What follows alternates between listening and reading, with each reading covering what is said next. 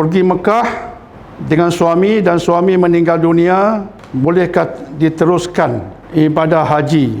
Suami dan isteri di Mekah, takdir suami meninggal, jadi isteri pun berada di Mekah, bolehkah terus tunaikan ibadah haji?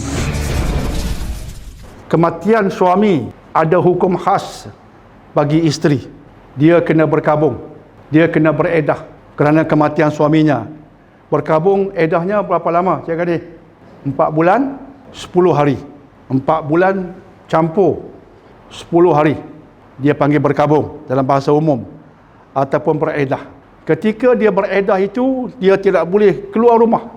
Tidak boleh keluar rumah, kecuali dia keluar rumah ke tempat yang lebih selamat. Katalah tempat dia tinggal sekarang tidak selamat, berlaku banjir dan sebagainya, maka dia terpaksa berpindah ke tempat yang selamat. Itu lain, itu isu kecemasan. Ataupun dia keluar rumah sebab terpaksa bekerja, nak sara hidup. Ini pekerjaan ini tak dapat ditolak lah. Itu pun dia pergi sekadar pergi kerja dan balik. Dan dia tidak boleh berhias, tidak boleh shopping-shopping.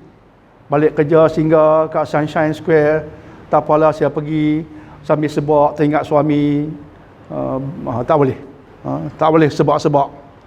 Dia balik rumah 4 bulan 10 hari, dia tak boleh berhias, dia tak boleh shopping-shopping.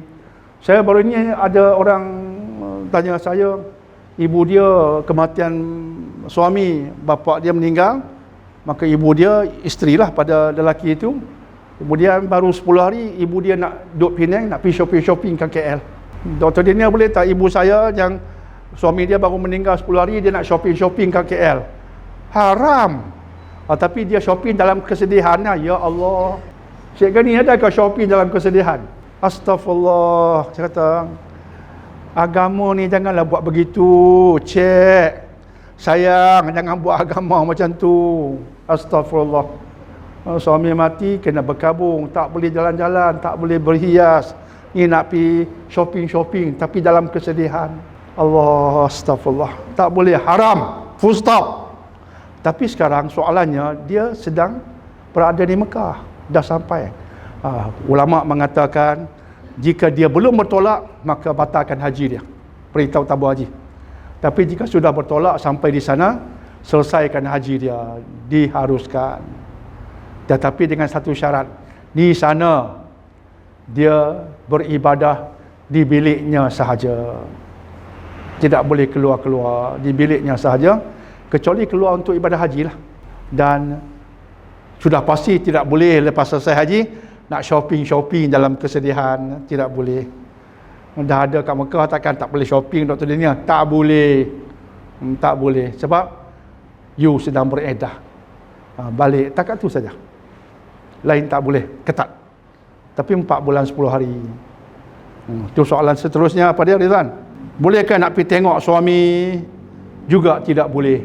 Sama juga dengan Malaysia, berlaku kematian, suami meninggal, isteri nak ikut pergi ke kubur, tak boleh. Tidak harus.